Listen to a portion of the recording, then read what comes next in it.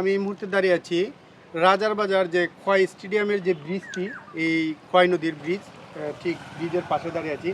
আপনারা লক্ষ্য করছেন যে এখানে কিন্তু গত যে বন্যা আসছিল আপনারা জানেন, সেই বন্যাতে কিন্তু এই যে ব্রিজের যে খুঁটির পাশে যে মাটিগুলা থাকার কথা ছিল, এই মাটিগুলো কিন্তু বন্যায় আসলে নিয়ে গেছে। এবং বিশেষ করে আমরা দেখতে পাচ্ছি যেখানে রাস্তায় রাস্তার নিচ থেকেও কিন্তু মাটি সরে যাচ্ছে এবং এতে করে কিন্তু এখানে এই জায়গাটি কিন্তু ঝুঁকিপূর্ণ হয়ে দাঁড়িয়েছে।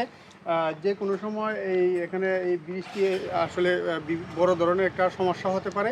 তো এখানে চুনারঘাটে যারা ঊর্ধ্বতন কর্মকর্তা রয়েছেন, আমি তাদেরকে দৃষ্টি আকর্ষণ করব এই ব্রিজের যে এই বর্তমান অবস্থাটি দেখার জন্য।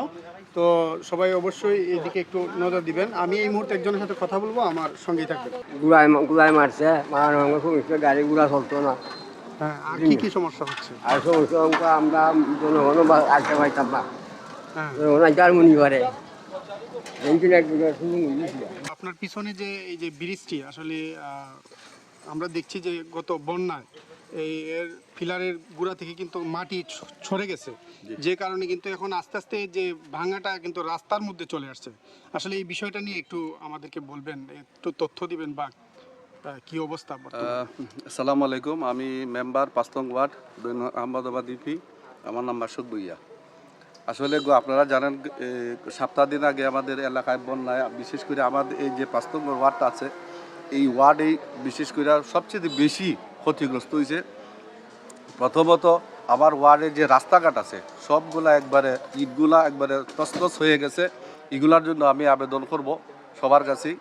আর বিশেষ করে যে এই যে আপনারা দেখতে পাচ্ছেন যে এই ব্রিজটা, এটা নদীর এই পারে হাজার হাজার লোকের যাতায়াত এই দিক দিয়ে আসা যাওয়া করে, এটা বন্যায় প্রচুর ক্ষতিগ্রস্ত হয়েছে। আমি আপনাদের সাংবাদিক ভাইদের মাধ্যমে আমি আপনাদেরকে এই যথাযথ কর্তৃপক্ষের কাছে আমি আবেদন করছি যে খুব দ্রুত আমার এই ব্রিজটাকে মানে মেরামত করার জন্য, যাতে যতটুকু ভাঙছে এর চাইতে আর যাতে ক্ষতির সম্মুখীন আমরা না হই, এই জন্য প্রয়োজনীয় ব্যবস্থা নেওয়ার জন্য আমি যথাযথ কর্তৃপক্ষের কাছে বিনীত আবেদন করছি।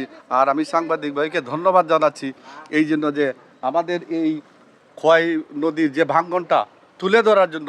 বন্যার কারণে এগুলা গাছ পড়ে গেছে, মাটি সব লয়ে গেছে। এইখানে যদি মাটি দেওয়া না হয় তাহলে বৃষ্টি দেবে যাবে এবং ঝুঁকিপূর্ণ হয়ে যাবে। আমাদের এইদিকে প্রায় ফুটপারে অনেক এলাকা আছে, এগুলা এইদিকে অনেক মানুষ চলাচল করে, চলাচলের জন্য ঝুঁকিপূর্ণ হয়ে যাবে। স্কুলে আসার সময় অনেক ভয় লাগে, প্লাস স্কুলে অনেক আসতেও চাইবে না যে সময় এটা দেবে যাবে।